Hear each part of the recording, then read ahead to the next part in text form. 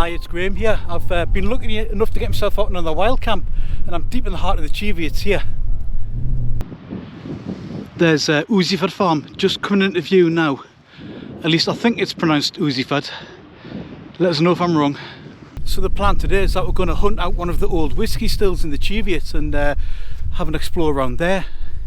Depending on which book you read, there's about half a dozen old whisky stills on the site of between the Cheviot and the Scottish border, all along the Cheviot Valley. So we're going to try and find one of them. The heyday of the whisky stills seem to be about the 17 and 1800s, and it may be that as late as 1870 there was a couple of stills still operating. So that's only 100 years before I was born. I'd have liked to try some of that whisky.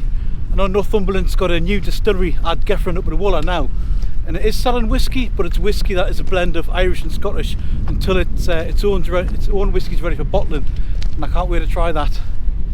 It'll be a couple of years though. So getting towards the end of the border Riva period, you know, the sort of 1700s, 1800s, it was still a bit of a lawless wild country up here. I mean, it was the Cheviots were the buffer zone between two warring kingdoms and had been for hundreds of years. And during the Napoleonic Wars there was a great tax levied on English whisky. A gallon of whisky would call for 8 shillings in tax, whereas just north of the border in the Cheviots it would only be 3 shillings. So there's a huge motivation for distilling in these parts. So I'm not out by myself as usual, I'm out with a friend, and I'm out with Shaun this time. Hello, hello, hello. Shaun from Back in the Wild. Good little channel. Thanks, Graham. Looking forward to today. And that's Whisky farm there behind the trees. What a remote place, but it's beautiful out here. Stunning place to live.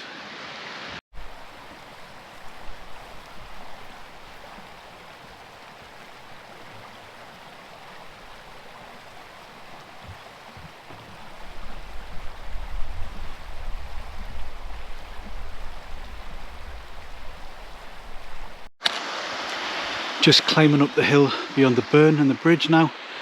It's pretty steep, but Shaun reckons there's a path up here which is easier. He's been up post Arwen, so he knows the route.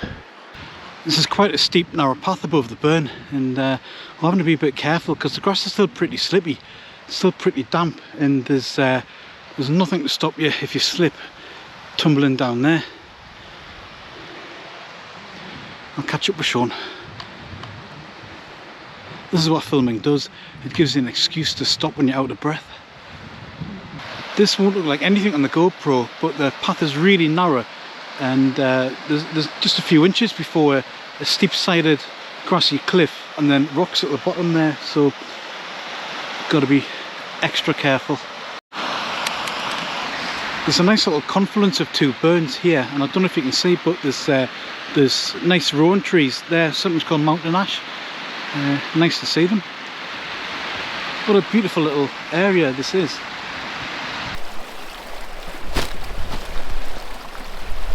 Just an onion. Onion fell out. Right, this is so I want you to know that Shaun's just crossed this burn with walking poles, and I think I'm going to fall in. Would you like to borrow the walking poles? May I? Yeah, if I can have your onion.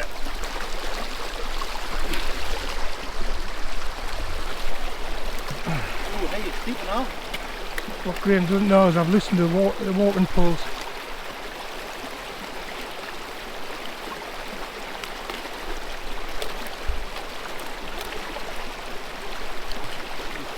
Wow, look how deep it is.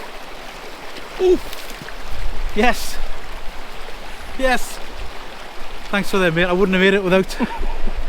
Right, well, we've got over the burn safely and we'll climb the bank above the burn, and Shaun's navigated onto Saltas Road, so it's just a bit down Saltas Road, and then hopefully that'll get with the Davidsons Linn, close to the still.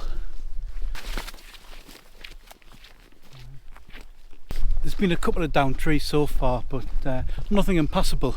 We've been able to just walk past them, and the path seems really clear now. It's got a good feel, this path.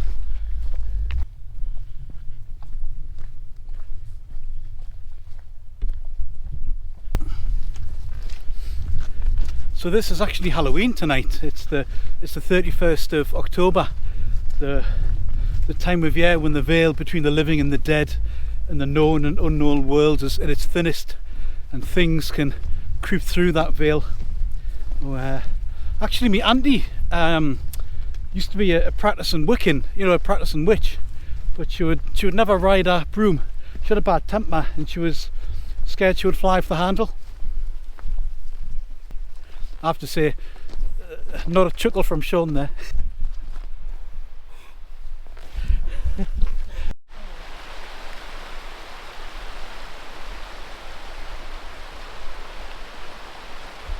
So that's the sheep stell and the bridge that's just above the waterfall Davidsons Linn. I think the plan is we'll get to Davidsons Linn, we'll make camp above the falls, but we'll put the gear somewhere and then we'll go and hunt for the whiskey still. Whoa, this is slippier than you think. Right, wow, dangerous. Oh, it's just been a fish gone there.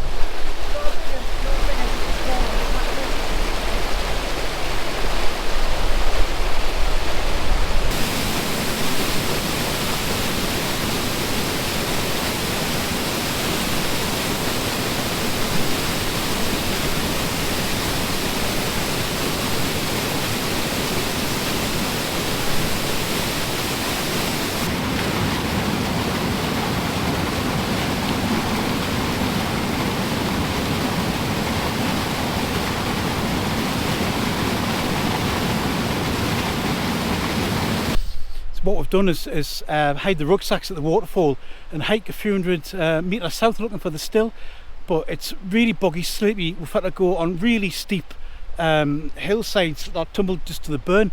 It's a bit sketchy and I wouldn't recommend this if I'm honest. If I came again I'd find a different way.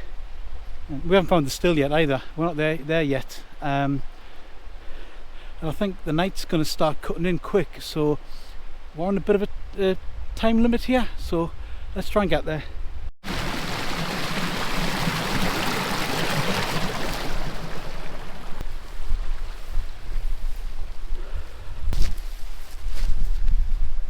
Kind of wish I brought the rucksacks with for now, because we're going to have to hike back to the waterfall after this.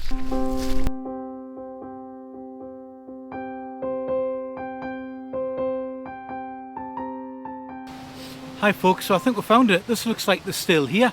And this still, it's called Rory still, or sometimes black Rory still, and you see it's got a tree growing out of it here, and whiskey was made the same way back then as it is now. The barley was germinated and then spread out to dry and then mashed, and you've got to wonder if like years of peat fires and germinating barley and whatnot have made the ground fertile here, because you've got a tree growing right out of what I think is the old kiln. Now Rory, if he was a real person, was either a really good distiller and smuggler, because there's no record of him ever attending court, or he never really existed, because there's no record of him ever actually being alive, existing. And he might have been a convenient fiction that the farmers and smugglers and shepherds put around for the customs men to chase, but I like to think he was a real person, Rory. He was sometimes called Black Rory, so I don't know what that says about his personality. Maybe he's had a bit of a rough sight to him as well, but this is his still, and I'm absolutely chuffed to have found it, especially after that hack from Davidsons Linn. The only problem now is that we've got to find a way back to Davidsons Linn in the rucksacks are stashed there, so I want to get back there sharpish, although I have to say this feels really remote. I can't imagine there being any folk around here. Fantastic. So Shaun, Mark has just pointed out something really interesting. Where the still is, just there, is the confluence of two burns there, and the far burn is peaty and acidic and it's as brown as anything. And Shaun's just discovered this burn, it's as clear as a bell, clear fresh water from the hills. So Shaun reckons the near clear burn is where Rory would have drawn the water from for the whiskey, and it's in a perfect place because this is just a real hidden little nook, and actually it's all very steep and rushy and there's nowhere to camp, but it's a beautiful little place. Stunning little spot. You can imagine old Rory working here you know, on a cold autumn night, a winter night, and he's got the peat kiln to keep him warm, and he's in there sipping his whiskey and stuff, all cosy and snug. Well, the customs officers are, you know, roaming the hills and knocking on doors, and he's nice and snug and safe here. Canny. I've just had a knee-deep tumble into some bog, and it could have been nasty, it could have been a leg breaker. And then I started talking to Shaun about, have you seen Pooh Bear? And he thought I must have a head injury, but no, there's a Winnie the Pooh bear on a rock shelf next to the main fall at Davidsons Linn. I'll see if I can get a photograph of him.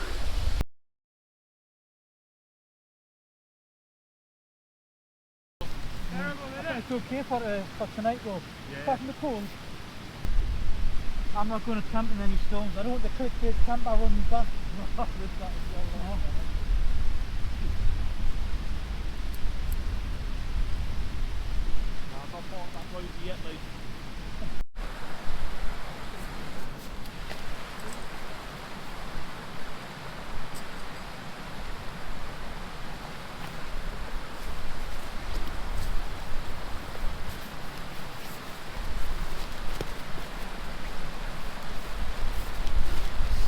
I thought I forgot my schnozzle there. I was a bit in a panic, but I'm using it as a dry bag, my sleeping bag, so all's well.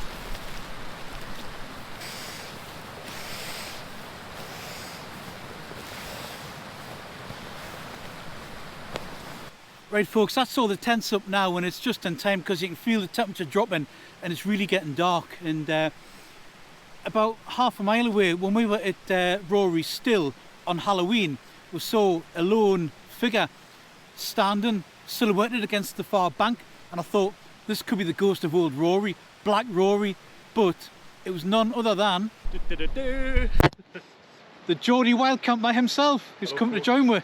Alright. Good to see him. Aye, very good to meet you, mate. Very, very good to meet you. That's Stephen in his Hilleberg Unna over there.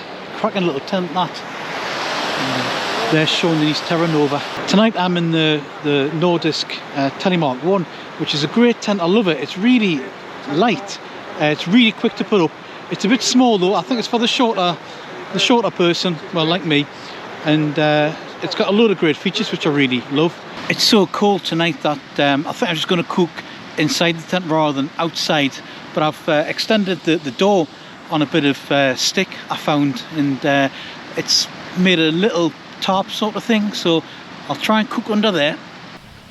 On my last camp up at Cunyon Crags, I cooked a tuna loin rare, and got a really bad tummy because of it, and that was a real problem because of the lack of toilet paper. But tonight I'm playing it safe. I've got some Aberdeen Angus burgers and some profiteroles to follow, so I'm going to crack on with that now. Getting hungry.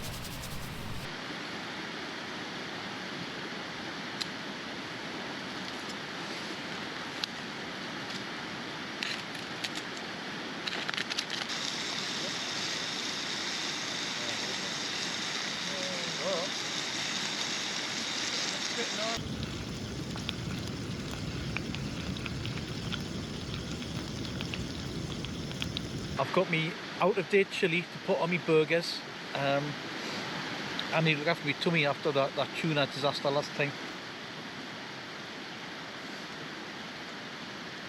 There we go, magic Aberdeen Angus burger. The temperature's really plummeted now folks, and it's completely dark outside. I've camped here once before, 7 or 8 years ago, more or less the same time of year.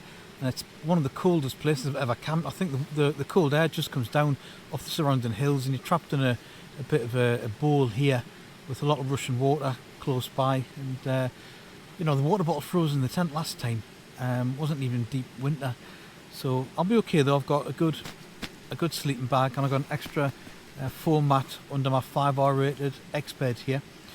But I'm going to get my head down. It only remains to say I've got some whiskey. It's a nice 16-year-old single malt.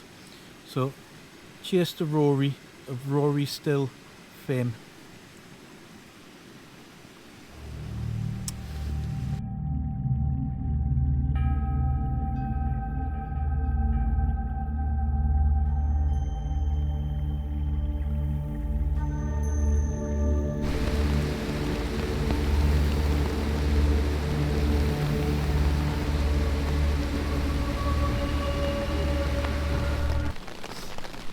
Morning, folks. Slept pretty well last night, as it happens. But this morning the weather is nightmarish. It's 6:30 now. It's still dark, and the rain is just lashing and lashing down. We've got to get the tents down and get back somehow. But we're going to give it half an hour. See if we can get a bit of daylight at least before we start getting packed up. In the meantime, I didn't have my profiteroles for tea last night, so I'm gonna have my profiteroles for breakfast and just chill out for half an hour and see where we are weather-wise. So I've had a quick chat with Shaun, and I'm just going to start getting me tent packed away. There's a lot of peaks and highs to wild camping. It's obviously why I do it, but putting the tent away in these conditions in November and a cold morning, soaking wet, is definitely one of the troughs for me. So I'm just going to get cracking on with it.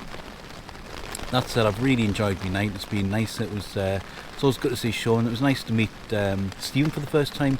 Never met the fella before, and he seems a right canny chap.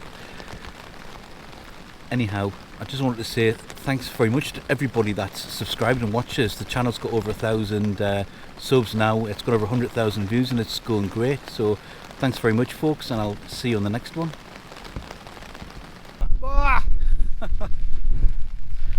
What a nightmare.